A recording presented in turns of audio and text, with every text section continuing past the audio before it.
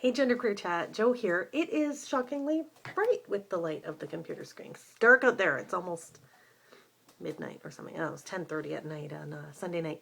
So I am back after a bit of a hiatus, unexpected, because I was traveling for the last few weeks and I didn't have like a stable enough internet connection. And plus, I was just like staying in hotel rooms and stuff. I think the last video I made, I was in a hotel room.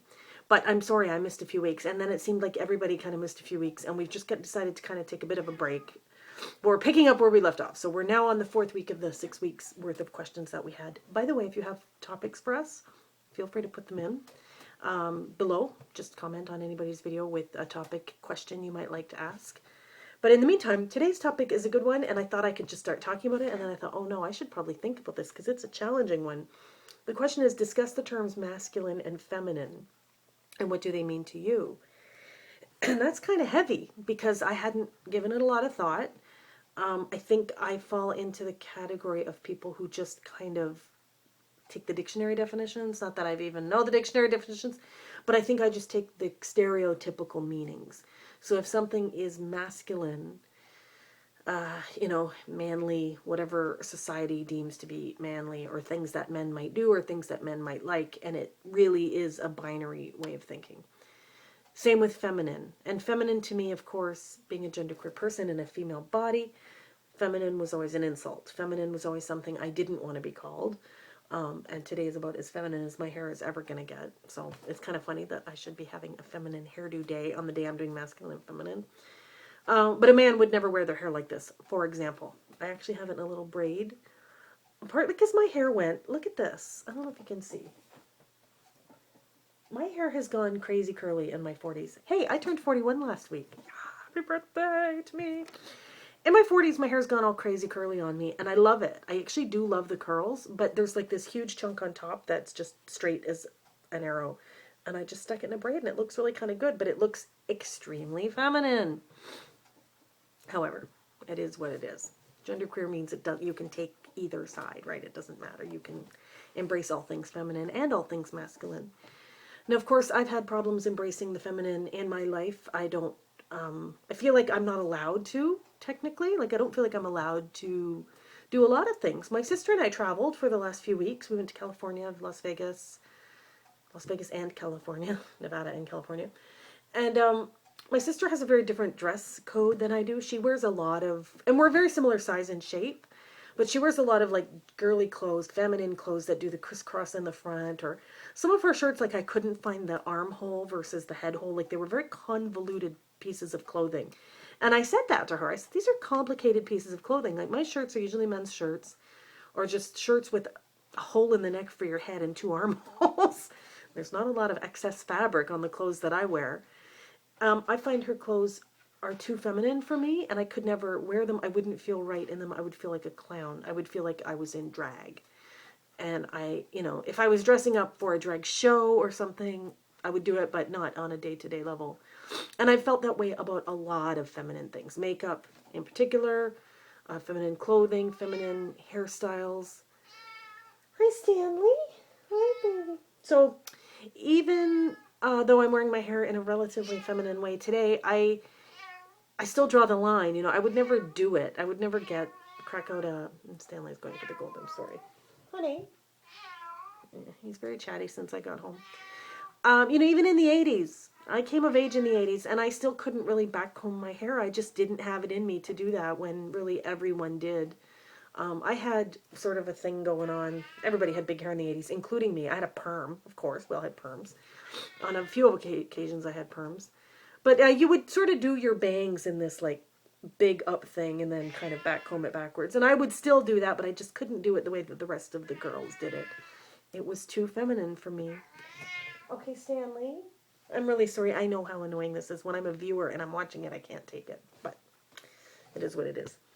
Masculine, on the other hand, in recent years, I've always liked masculine aesthetic. I prefer, for instance, today we were at the beach and I was just looking at men's swimwear versus women's swimwear. And women's swimwear is always form-fitting, skin tight, and men's are always baggy shorts, right? You don't see men in Speedos anymore.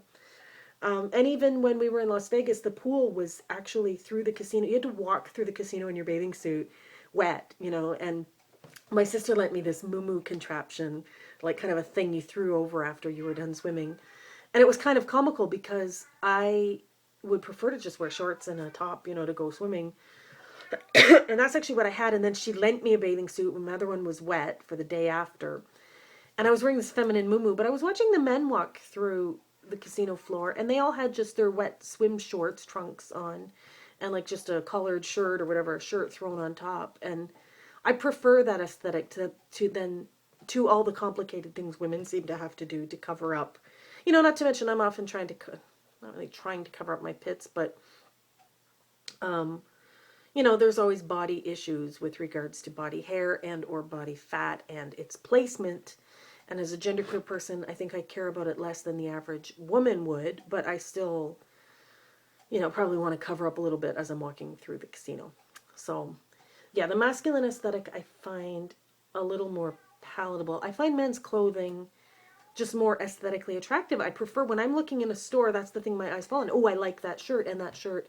If I think to myself, I like that or I like how that looks, it's 99% of the time a man's article of clothing because I don't find women's clothing attractive. I find it actually very annoying and complicated. And also too many florals and too many spaghetti straps. I don't like spaghetti straps or like just things that show your body too much. I just prefer clothes to cover your body. I think clothes should clothe you. That's just kind of my opinion. I don't like skimpy things. No, I'm about to die here. I'm about to have like a crazy coughing fit. No, I'm all right. Ah. Okay, so masculine and feminine. Also, I know I'm already 7 minutes into this video. I've done astrology for years and years and years. And in astrology, 6 of the astrological signs are masculine and 6 are feminine.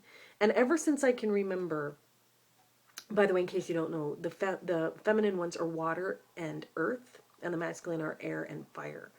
And if you don't know those, I could rattle them off. It's pretty much every other one is feminine and every other one is masculine. And it starts with Aries, which is masculine, and it ends with Pisces, which is feminine. I'm a Leo, so I'm masculine.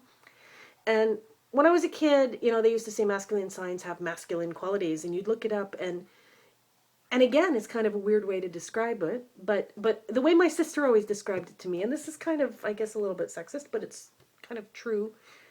Whenever we used to guess people's astrological signs, sometimes you'd kind of narrow it down. There's like the 12 signs, and you can divide them into 6s, which is masculine and feminine. You can divide them into 4s, which is the 4.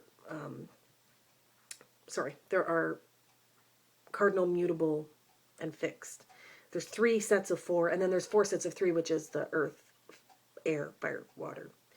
So if you could figure out which, like one of those, there's only one combination that fits, and that's the sign. So I'm a Leo, I'm a fixed fire masculine, for example. And the way we used to figure out masculine versus feminine, the way my sister taught me to do it, was that masculine people frequently talk like this. They kind of look down their nose, and they kind of talk like this. Where feminine people, to some occasion, at least in my experience, talk kind of like this. They'll look up at you. Masculine look down, feminine looked up.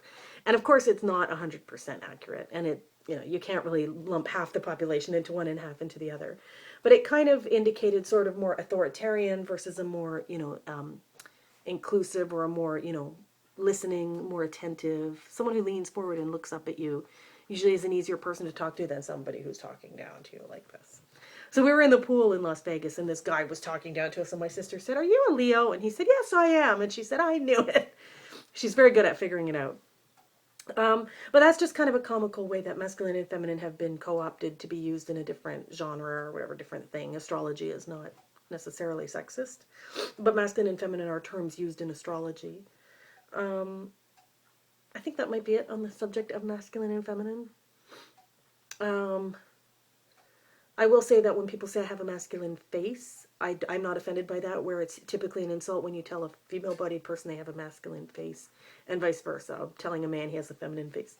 And feminine usually means, you know, the features, the chin, you know, the opposite of the squared-off jawline, squared-off forehead, etc. I'm going to pick one of the bonus subjects just because we hadn't had one in a while.